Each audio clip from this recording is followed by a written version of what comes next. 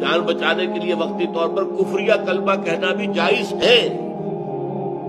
حضرت سمیہ اور حضرت یاسر انہوں نے کوئی کلمہ کفر کہنے سے انکار کر دیا اور ابو جہل نے انہیں شہید کر دیا۔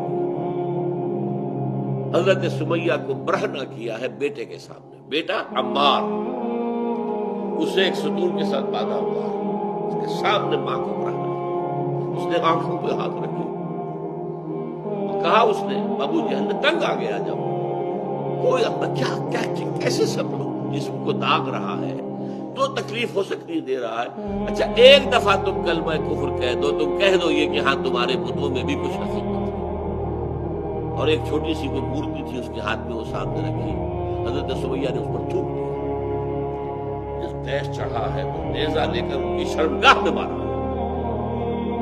شہید کر دیا۔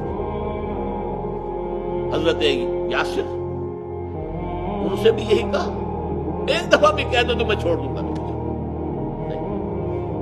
پھر 4 سانڈ اونٹ مضبوط لائے گئے، چاروں کے ساتھ رسے بندھے ہوئے، ایک رسے سے ان کا ایک بازو باندھ دیا، دوسرے سے دوسرا بازو باندھ دیا، تیسرے سے ایک ٹانگ باندھ دی، چوتھے سے دوسری ٹانگ باندھ دی، اور اونٹوں کو دوڑایا تو ان کے جسم کے پرخچے اڑ گئے۔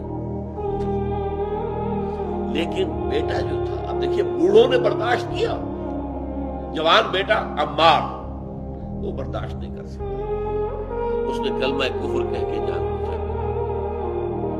لیکن پھر اتنا صدمہ ہوا کہ اپنے آپ کو ایک ستون سے باندھ لیا کہ جب تک حضور آ کر نہیں کھولیں گے میں اب یہیں پر اپنی جان دے دوں۔